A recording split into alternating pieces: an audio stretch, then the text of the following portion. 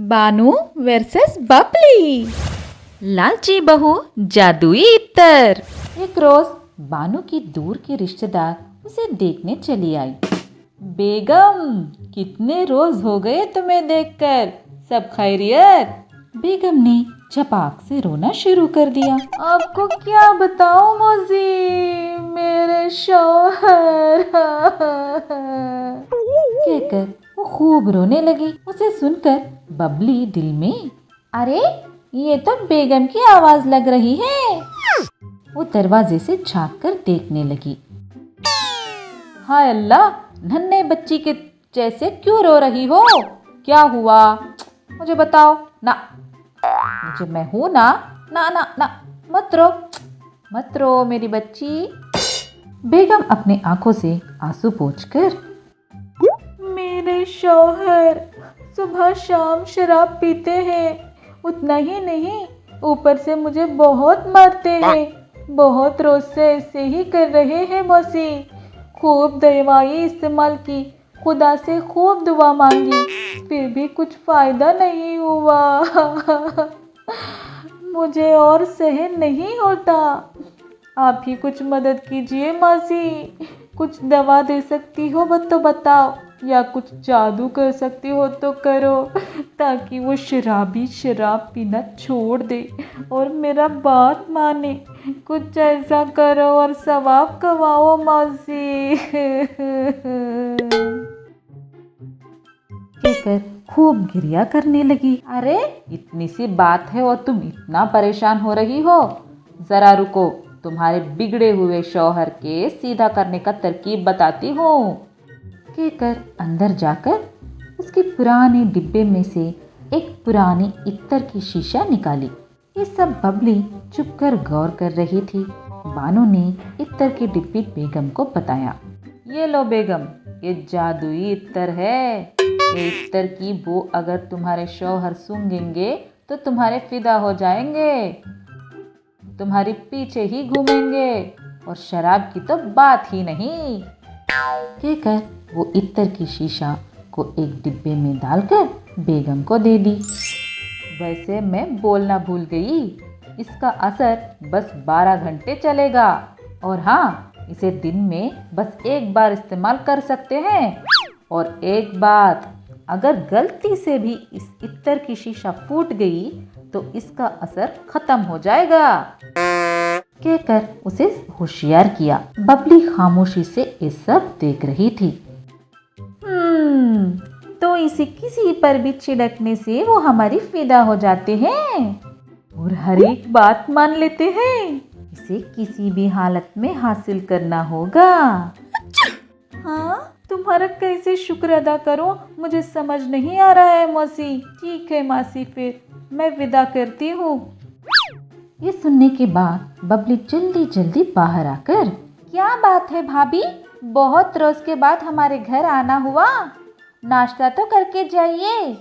10 minute दो, मैं तुम्हारे लिए गर्मा गर्म खाना ले आती हूँ, खाकर ही जाना। कहने लगी। बेगम खाना खाते वक्त उसके इत्तर के डिब्बे की जगह उसके जैसे ही दिखने वाली दूसरे इत्तर को वहां रख दिया। बेगम को इसकी खबर नहीं थी। उसके बदली हुई डिब्बा लेकर घर चली गई। अगले रोज सुबह बबली ने उस इत्तर को बानू पे छिनका। अचानक बानू के आंख बेहुदा बड़े हो गए और वो बानू की तरफ देखते ही रह गई। सासू माँ, जाके मेरे नहाने के लिए पानी ले आओ, उसने कहा। उस इत्तर के जादू से बानू कुएं से पानी निकालकर बाल्टी में भरकर ले आती है। अरे मेरी सासू माँ तो बहुत खूब काम कर लेती है।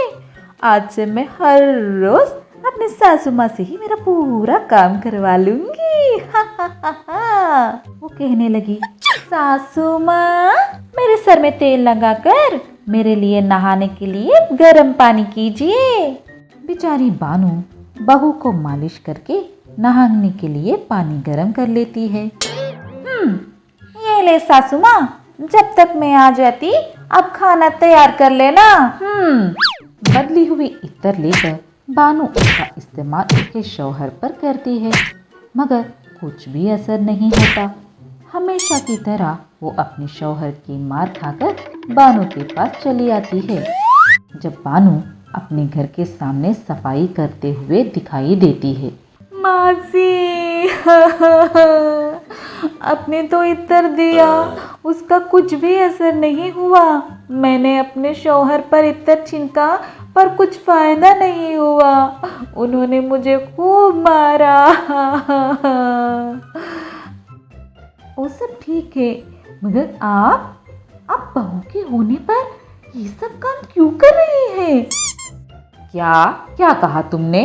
बहू माने कौन? माने हमारे घर की चिराग। घर की चिराग से कोई काम कराता है? तौबा तौबा, कहने लगी। हाँ, ये क्या? मासी ऐसे क्यों बोल रही है? क्या हुआ मासी को? कहकर वो सोचने लगी। इतने में बबली की चीखने की आवाज आई।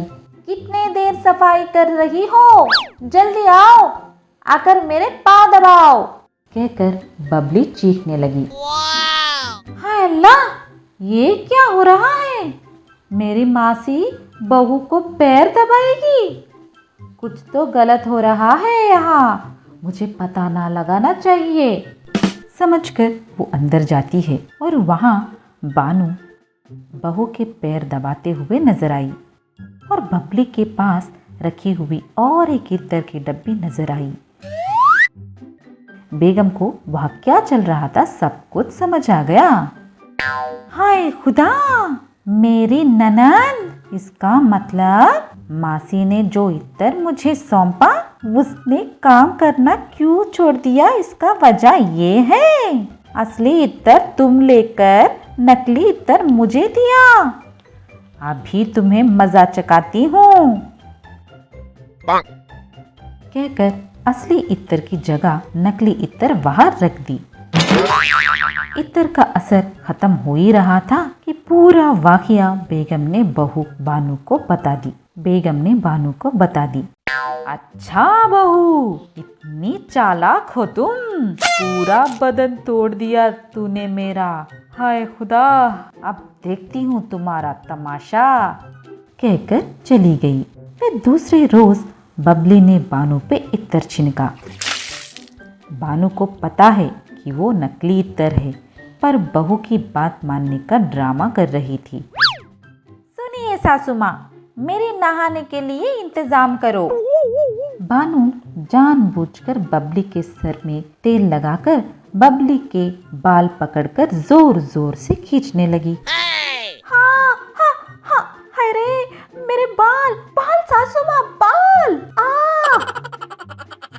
बबली चीखने लगी। उसके बाद बानू ने गरम गरम पानी लाके उस पे डाल दिया। हाय अल्लाह, गरम पानी, मैं जल गई अल्लाह। दोपहर की समय। सुनो सासू माँ, खाना और सालन बना देना।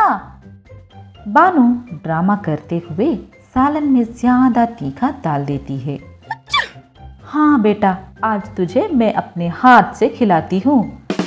वैसे तू बहुत शर्मीली है, पेट भर के खाती ही नहीं, कहकर बड़ी बड़ी निवाले खिला रही थी। हाँ हाँ मिर्ची, हाँ मेरा जुबान, अल्लाह, हाँ मेरा जुबान जल गया, हाँ हाँ, कहकर बबली भाग गई। शाम को बबली सासू माँ से, सासू माँ, ओ सासू माँ, जरा पैर दो दबाना। हाय हाय, घर का सारा काम करके थक गई तुम, मेरा एक हाथ पड़ेगा ना तो सब सुधर जाएगा, कहकर जोर जोर से पैर दबाने लगी। हाय हाय, मेरे पैर, मेरे पैर, हाँ, मैं मर गई अल्लाह। मेरे सासू माँ का प्यार ही मुझे कत्ल कर देगा। अब नहीं करवाना कोई काम मुझे इनसे। हाँ, वो दौड़ के गई और इत्र की शीशा फोड़ दी। ये देखकर बानो फिर से पहले की तरह बदल गई।